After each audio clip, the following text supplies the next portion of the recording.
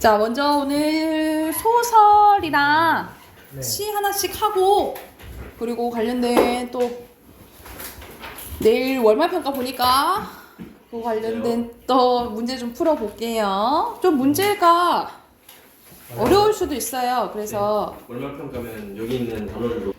자, 먼저 소설 먼저 해볼게요. 72쪽 할 차례 맞죠?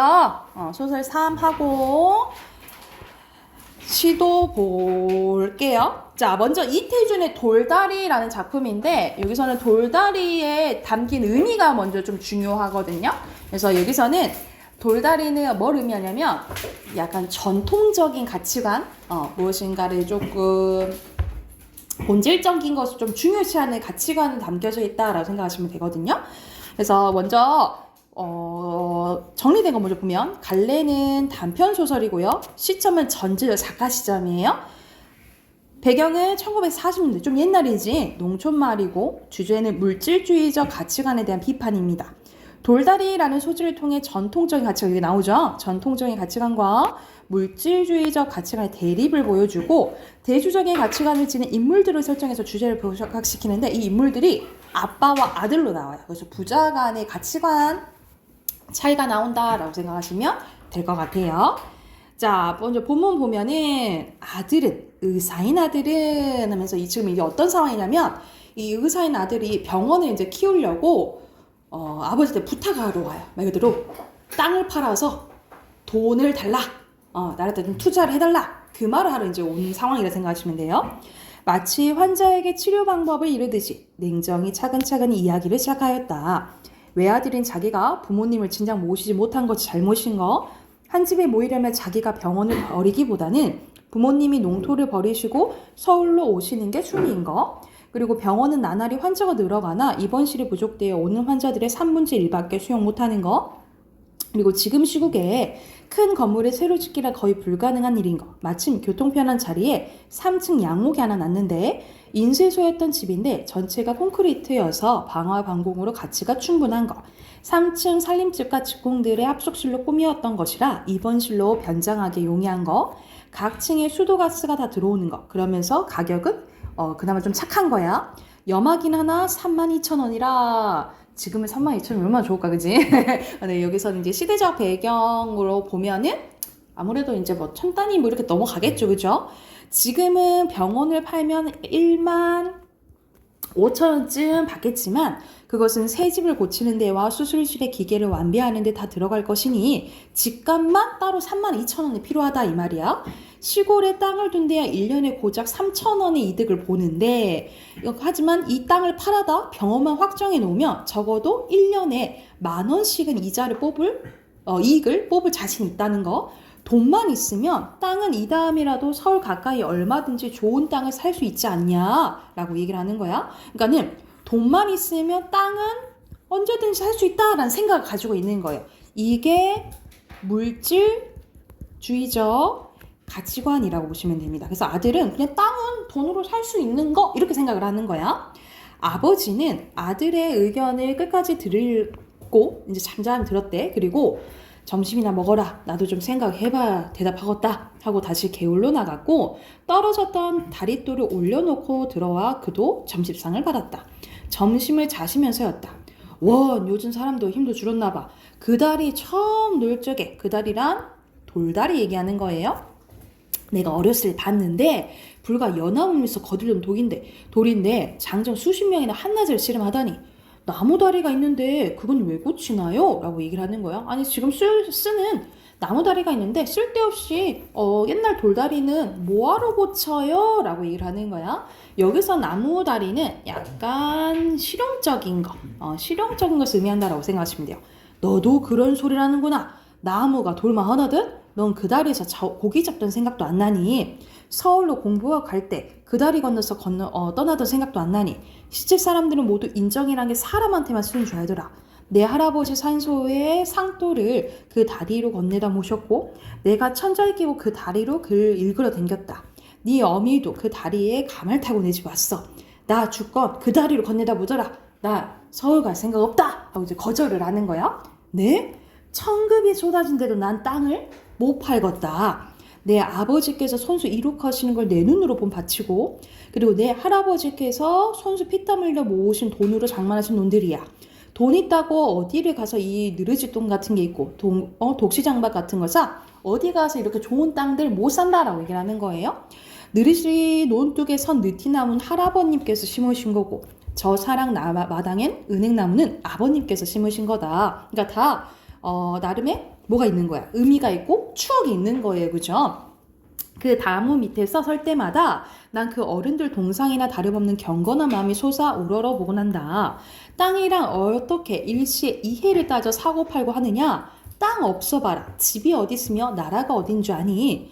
땅이란 천지 만물의 근거다라는 거예요. 단지 돈으로 사고 파는 게 아니다라고 얘기를 하는 거예요.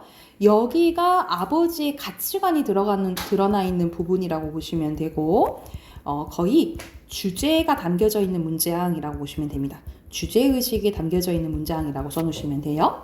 돈 있다고 땅이 뭔지도 모르고 욕심만 낸 문서 쪽으로 모으기 많은 사람들, 돈놀이처럼 별일만 생각하고 제 조상들과 그 땅과 어떤 인연인가 도무지 생각하고 막 이제 함부로 하는 사람들 다 내 눈에는 이상한 괴이한 사람들로밖에 되지 않더라 라고 이제 아버지가 얘기를 해요. 오른쪽 위로 가면 네가 누구 덕으로 오늘의 의사가 됐냐? 내 덕인 줄 아느냐? 내가 땅 없이 뭘로 그러겠냐? 밭에가 절하고 논에가 절해야 한다. 자고로 하늘 얘기하는 거예요. 하늘 덕이 땅을 통하지 않고 사람한테 미치는 줄 아니? 땅을 파는 거 하늘을 파는 거나 다름 없다. 라고 이제 얘기를 하는 거예요. 그래서 한쪽 더 볼게요. 뒤로 넘겨서 이제 이야기 거의 이어져요. 땅에는 이해를 초월한 일종의 종교적 신념을 가진 아버지에게 아들의 이단적인 계획이 용납될 리 만무였다. 여기서 이단적이란 계획은 땅을 파는 일 얘기하는 거죠. 이게 통하지 않는다라는 거지. 아버지는 상을 물리고도 말을 계속했는데 너로선 어떤 수단을 쓰든지 병원부터 확장하는 게 과히 엉뚱한 욕심은 아닐 줄 안다. 그러나 욕심을 부려서는 안 되는 거다. 의술은 예술이라 이로부터 인술을 하지 않니? 매사 순탄하게 진실하게 하라. 그러니까는 쓸데없이 엄청난 욕심 부리지 말아라 라고 얘기를 하는 거예요. 네가 가업을 이어나가지 않는다고 말 그대로 이제 농사 짓는 걸 얘기하는 거죠. 내가 탓하진 않겠다. 넌 너로서 발전할 길을 열었고 그게 또 모리집의 악업이 아니라 활이라는 인수를 하니까. 근데 내가 어떤 불평을 이제 말을 하던 다만 3, 4대 집안에서 공들여 일으켜 이 논 전장을 남의 손에 내맡기게 되는 게 애석한 심사가 없다고 할 순 없다. 그걸 조금 서운하긴 하다라고 얘기를 하는 거죠. 아니 그럼 팔지 않으면 그만 아닙니까? 라고 얘기를 하는 거야. 나 죽은 뒤에 누가 거두니? 너도 이제 말했지만 너도 문서 쪽만 쥐고 서울 앉아 지주 노릇만 땅 주인 노릇만 하게? 그따위 지주하고 자기들 팀에서 땅이 얼마나 고른지 아니? 그러니까는 제대로 땅 관리가 안 된다라고 얘기를 하는 거야. 안 된다. 팔 테다. 나 죽을 임신 다 팔 건데 돈에 팔 줄 아니? 난 사람한테 팔 거다. 그러니까 말 그대로 땅을 제대로 알고 땅을 제대로 관리할 수 있는 사람한테 팔 거다라고 얘기를 하는 거야. 건너 용문이는 우리 느르지도 같은 건 한 해에 붙여보고 죽어도 농군으로 태대어놨던 걸 헌하지 원망스럽다지 생각하지 않겠다고 했고 독시장바 내놓은다고 해봐라. 문보나 덕길이 같은 사람은 길바닥에 나앉아 하더라도 집을 팔아서 아마 살려고 할 거다. 그런 사람들이 땅 임자 안 되고 누가 돼야지 옳겠냐. 그러니 아주 말이 남기면 내 유언이다. 그런 사람들 무슨 돈으로 땅값을 한몫에 내겠니? 몇몇 해고 그딸 소출을 팔아 연년이 갚아나가게 했더니 너도 땅값이랑 그렇게 받아갈 줄 알고 미리 알고 있어. 그러니까는 우리 보통 막 한 번에 이게 팔고 큰 돈 받잖아요. 안 그러고 난 조금씩 그 사람들이 무슨 돈이 있겠니? 그럼 조금씩 받을 거니까 너 그렇게 알고 있어 라고 얘기하는 거야. 그리고 네 모가 먼저 가면 내가 묻을 거고 내가 먼저 가게 되면 네 모마는 네가 서울로 그때 데려가라. 난 셋마에서 이렇게 야인으로나 죄 없는 밥을 먹다. 야인으로 고치는 걸 흡족히 여길 거다라고 얘기하는 거죠. 그리고 뭐라 하냐면 자식의 젊은 욕망을 들어 못 주는 게 애비된 마음으로서 섭섭하다. 그래 내가 너의 뜻 못 들어주는 거 미안하게 생각해 는 얘기를 하시는 거예요. 그러나 이 늙은이한테도 그만큼 신념이 있다는 걸 무시하지는 말아다오. 아버지는 다시 일어나 담배를 피우고 다리 고치는 데 나갔는데 옆에 있던 어머니가 너희 아버지가 여간 고집이시냐? 아니요. 아버지가 어떤 어른이신 걸 제가 더 알았습니다. 우리 아버진 훌륭한 인물이십니다. 하면서 여기서는 이제 아버지에 대한 이제 존경심이 드러나요. 그러나 창섭, 아들 이름이 창섭이야. 창섭도 코어리가 찌르르 했대. 그래서 여기서 창섭의 생각이 나오는데 자기의 계획하고 온 일이 실패한 것이면 차라리 당연하게 생각하게 되었고 아버지와 자기와의 세계가 격리되는 일종의 결별의 심사를 체험하는 기분이었대. 그러니까는 결별의 심사, 결별은 이별하는 마음이 들었다라는 것은 아빠랑 나랑 가치관 차이가 난다는 것을 인정하는 거예요. 근데 다르다고 무시하는 게 아니고 서로 뭐는 해요? 서로 이제 존중은 하는 거지. 그래서 아빠랑 나랑은 생각이 다르구나라는 걸 확실히 알게 됐다라고 보시면 되겠죠. 아들은 아버지가 고쳐놓은 돌다리를 건너 전역차를 타고 가버렸대. 동구 밖으로 사라진 아들의 뒷모양을 지키고 섰을 때 아버지의 마음도 정말 임종에서 유언이 나고 난 것처럼 외롭고 한편으론 불안스러운 심사도 설레었다. 아버지는 종일 개울에 서덕였으나 저녁에 잠도 달게 오지 않았대. 왜냐면 아들이 부탁하는 거를 거절했잖아. 그치? 들어주지 못한 것이 아마 속상하겠죠. 그쵸? 그래서 여기서는 중요시하는 게 여기서는 전통적인 가치가 아니라 물질주의적 가치관이 나왔잖아. 그치? 그래서 여기서 더 치중되어 있는 건 뭐예요? 아버지의 이런 전통적인 가치관을 좀 더 중시하는 소설이라고 생각하시면 될 것 같아요. 그래서 여기 참고하면서 앞에 73쪽이랑 75쪽 문제 풀고 답 확인해 볼게요.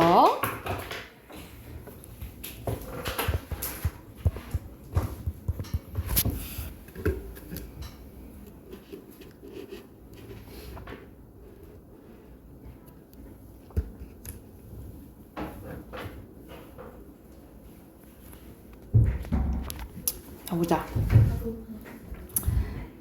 73쪽 1번에 몇 번이라고요? 잠깐만. 이거 73쪽이구나. 73쪽이면은 73쪽이면 이거 1번에 봐보자. 틀릴지 맞을지. 5번. 5번이에요? 네. 진짜? 4번이에요? 5번이에요. 요약된 거고요. 2번에 삼음절이가 세 글자잖아. 돌다리죠? 그리고 3번에 기억은 나무다리고 니은은 돌다리 얘기하는 거잖아요. 그죠? 여기서 알맞지 않은 것은 이거는 1번. 땡. 돌다리가 만들기 더 어려운 거죠.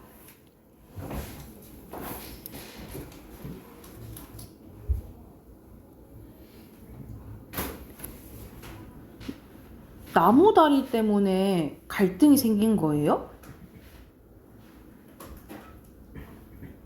그거의 가치관 때문이지 이거 자체가 유발하고 해소되는 거는 아니에요. 4번이에요. 그리고 4번이 약간 함부로 이런 느낌이 들어가야 되잖아. 그치? 그러면 1번이고요. 그리고 5번의 A에 담긴 의미는 뭔 거야? 너도 그렇게 실리적이고 실용적이고 그런 것만 중시하는 거구나 이렇게 얘기하는 거잖아요. 그쵸? 5번 몇 번? 제가 몇 번? 2번. 2번 그렇지. 그리고 6번에 여기서는 장소와 관련된 건데요. 사실 이제 우리 자본주의가 되면서 사실 무엇이든지 다 돈으로 보고 물질적으로 생각하는 건 맞잖아. 그치? 그러니까는 아까 전에 아버지가 가진 건 전통적인 가치관이라는 거잖아요. 그쵸? 그러면은 현실은 뭐가 더 위주인 거야? 물질주의적인 게 더 위주인 거야. 이해됐나요? 그래서 알맞지 않은 것은 5번이겠죠. 이게 오히려 퍼져 있는 상태가 아닌 거지. 그치? 뒤로 넘겨서 75쪽에 1번에 아닌 것은 아빠는 자기 죽으면 땅 판다 그랬잖아요. 그치? 5번이고요. 2번에 가치관 차이죠? 5번이고요. 3번에 기억은 유언은 뭔 거야? 나는 사람한테 팔 거다 라고 얘기를 하는 거죠. 적절한 거 몇 번? 민지 몇 번? 4번. 4번이고요. 그리고 4번에 아버지랑 나는 생각이 차이가 있구나 라고 깨닫게 되는 부분이잖아. 그치? 선생님 표시해줬죠? 결별의 심사 쓰시면 돼요. 아, 오절이구나. 네, 이어절이에요. 별별만 썼어요. 어절 띄어쓰기로 봐야 돼요. 그리고 5번에 A는 누구 위주로 나와? 창섭의 심리 위주고 B는 아버지 위주인 거잖아요. 그렇죠? 그러면 알맞지 않은 거죠? 직접 얘기하고 아닌겠지? 5번입니다. 그리고 마지막에 너무 쉽다. 땅이죠? 우리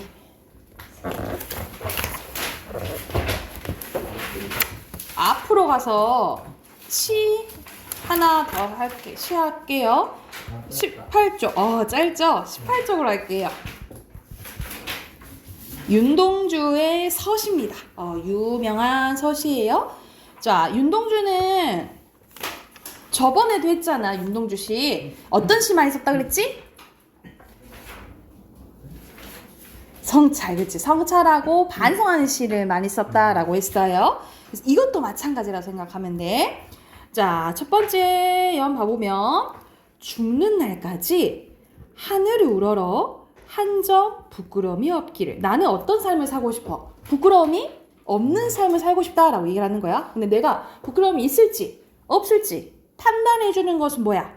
하늘인 거예요. 그래서 여기서 하늘은 윤리적 판단의 기준이 된다라고 보시면 되고, 그래서 나는 부끄러움이 없는 삶을 살고 싶은데 조그만 잎새 있는, 이 책가는 잎새 있는 바람에도 조그만한 갈등에도 나는 시적 화자 직접적으로 나와 있고요. 괴로워했대. 그래서 나 어떻게 해야 될까? 너무 힘들어한 거야. 뭐뭐 했다라는 것은 과거형이죠. 그쵸? 근데 나는 별을 노래하는 마음으로. 여러분, 별은 어디에 있어? 하늘에 있죠. 그쵸? 우리 하늘은 올려다보는 거고 내가 궁극적으로 바라는 걸 보통 의미한다라고 보시면 돼요. 그래서 별은 보통 긍정적인 거, 뭐 희망, 내가 궁극적으로 바라는 이상, 이런 것들을 의미한다라고 보면 돼. 또는 뭐 꿈, 이런 것들을 의미한다라고 보시면 됩니다. 하지만 별을 노래하는 마음으로 모든 죽어가는 것을 사랑해야지 하고 다짐을 해요. 여러분, 이렇게 거꾸로 생각해봐. 모두 죽어갈 수 있다라는 것은 뭘 가지고 있다는 거야? 죽을 수 있다라는 걸 뭘 가지고 있는 거야? 생명, 그치? 생명을 가지고 있는 거야. 그러면 생명을 가지고 있는 것을 사랑하는데, 자, 윤동주는 일제강점기 때 사람이죠, 그쵸? 그러면은 생명체죠. 인간이라 생각해보자. 어떤 인간을 사랑을 한다는 소리일까?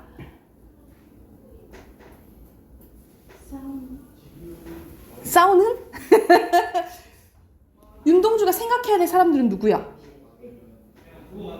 대한민국 사람. 그렇지. 대한민국, 우리나라 사람. 우리 동포라고 생각하시면 되겠죠. 우리 동포 또는 민족이라고 생각하시면 되겠죠. 사랑해야지 하고 다짐을 한 거예요. 그리고 나한테 주어진 길을 걸어가야겠다. 뭐 주어진 길이랑 앞에서 말한 부끄러움 없는 삶이 될 수도 있고, 이 사람은 시인이었잖아요. 그렇죠? 뭐 시인으로서의 이제 소명 의식을 가지고 해야겠다 하고 다짐을 합니다. 그래서 여기서 뭔 말겠다? 미래형이죠. 그렇죠? 그래서 화자의 의지적인 태도가 드러난다라고 보시면 돼요. 근데 오늘은 이거는 현재지, 그치? 그런데 오늘 밤은 보통 쌤이 긍정적인 거라 해서 부정적인 거라 했어? 부정적인 거예요. 그래서 여기서 시대적으로 보면은 뭘 의미해? 일제 강점기를 의미하는 거야.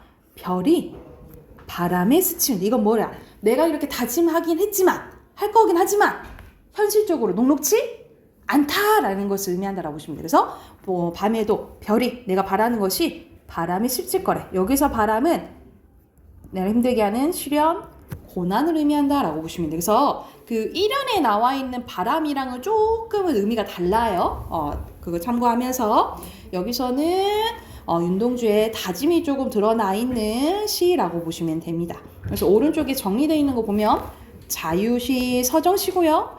주제는 부끄러움이 없는 삶에 대한 소망과 의지입니다. 과거, 미래, 현재 시간에 따라서 시상이 전개되어 있고 대립은 뭐 세모 동그라미 생각하시면 되겠죠? 대립적 시호를 통해 시적 상황과 주제를 제시했다라고 보시면 돼요. 자, 밑에는 시어의 의미 각각 하늘, 별, 길, 밤, 바람의 의미 나와 있는데 선생님이 1연과 2연의 바람의 의미는 다르다고 됐나요? 여기 참고하면서 오른쪽 6문제 풀어보세요.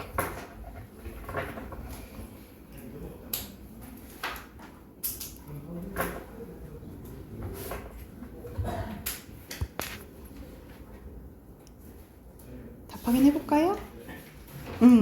1번에 알맞지 않은 것은 여기서 시간의 흐름은 과거, 현재, 미래야 되는데 과거, 현재, 미래 아니잖아. 그치? 4번이고요.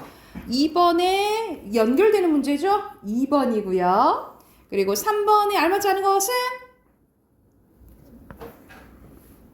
1번. 그치. 1번에 선생님 윤리적 판단의 기준 된다 했잖아요. 그죠? 그리고 4번에 A는 과거에 해당되는 거 고르면 되겠지? 가죠? B는 나랑 미래니까 마, 시가, 다랑 라겠죠. 됐나요? 그리고 5번에 어떤 삶을 살고 싶다 했어? 부끄러움이 없는 삶. 부끄럽 쓰시면 돼요. 3음절 부끄럼.